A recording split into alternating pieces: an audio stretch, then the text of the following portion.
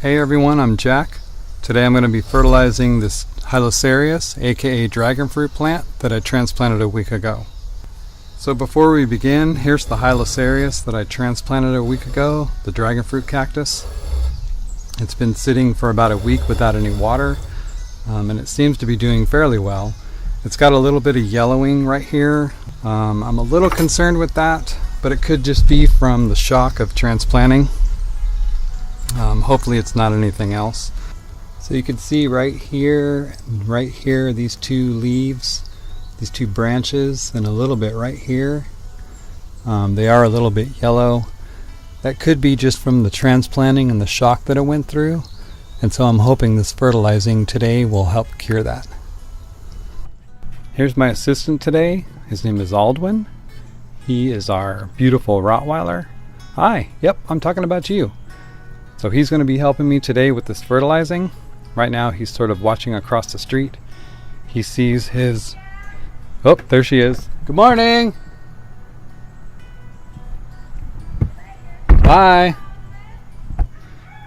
He is out with me just enjoying the day, listening to the sounds, smelling the air, and waiting for this to happen. So you ready, buddy? Should we do this? Alright, let's get this Hylocereus fertilized. And so for today, what I'm going to be using is a mason jar, a measuring spoon, some rainwater, and some liquid seaweed. So I'm using the rainwater just to give it a fresh, clean drink without any chlorine or chloramines that might be in my tap water or any other additives. And the liquid seaweed because it's a good source of potassium. And potassium promotes flowering. Flowers produce fruit, and on a dragon fruit cactus, that's exactly what you want. It's important to use half-strength fertilizer when you're doing anything like this to your cactus or succulents. They respond a little bit better to a dilute amount of nutrients than regular plants that you might be growing. Regular strength for this fertilizer is 1 ounce per gallon of water. But today I'm going to be fertilizing this one plant because the other cactus and succulents that I'm growing, pretty soon I'm going to be inducing a state of dormancy with a cooler temperature and no watering on my grow rack. If you've not seen that video for the grow rack, I'll put a card up here in the upper right so that you can watch that video and follow along as I grow these cactus and succulents indoors under compact fluorescent lights. So like I was saying, I'm only going to fertilize this one plant, and since I'm only doing the one, I don't need to mix a whole gallon of the seaweed because I don't have any other plants that currently need any kind of fertilizer. So I'm going to be using this 1 quart jar. Normal strength for this fertilizer is 1 ounce per gallon of water, but since I'm using the quart jar, I've had to do some calculations to get it down to this quantity, which is 3.7 mils, and that comes out to 0.7 teaspoons of seaweed to rainwater, or water if you're using that. So I'm just going to be using a half a teaspoon and not have to worry about trying to get that 0.7 teaspoon. So what I'm going to do first is just shake up this seaweed to get all those enzymes and vitamins and everything mixed together. And then I'm going to get my jar, and I'm going to put in a half a teaspoon of fertilizer. After I open this, I've not opened this one yet. So a half a teaspoon of the liquid fertilizer, or maybe a little more.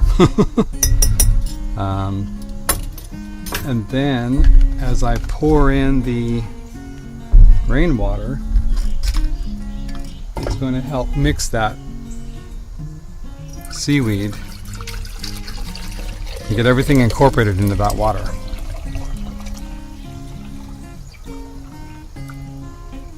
So there we go. What I'm going to do is just water this until it starts to come out of the bottom.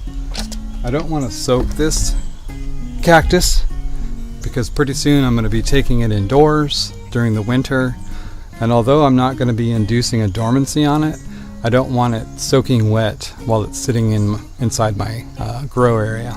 Our temperature is slowly becoming cooler here in Arkansas. So I kind of have to be careful of how much I water this, letting it dry out in between. And also I don't want to bring it in during the winter soaking wet and run the risk of having the roots rot. So for today I'm just going to water just until it comes out of the bottom and then stop. I'm going to just pour some in, and I'll wait a little bit just to see if it starts coming out of the bottom. I'll lift it up here. Okay, I'm going to pour in a little bit more.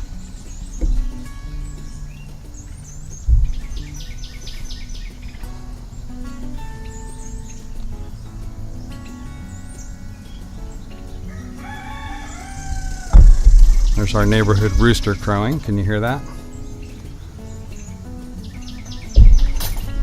And all the birds are happy. And I don't see it coming out of the bottom just quite yet, but I'm going to give it, there it goes. It's coming out now. You see that? So for now I'm just going to stop. I do not want to overwater this. And I ended up using, about maybe a quarter of a quart of the liquid seaweed.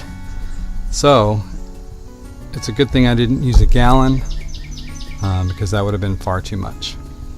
So I think what I might do is, I'm kind of eyeballing the comfrey that I planted. If you saw that video, you saw how well they're doing.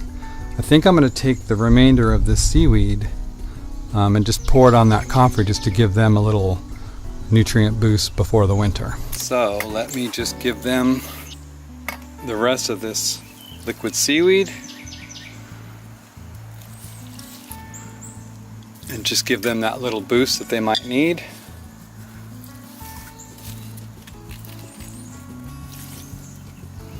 There you go. So there you go, guys. There's fertilizing the Hylocereus with liquid seaweed.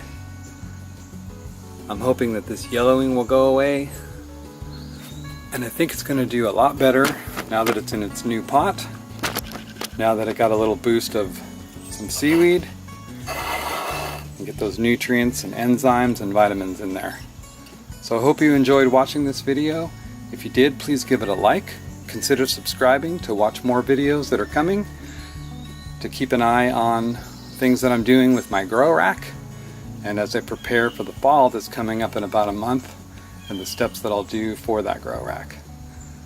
So until next time, everybody, thanks for watching.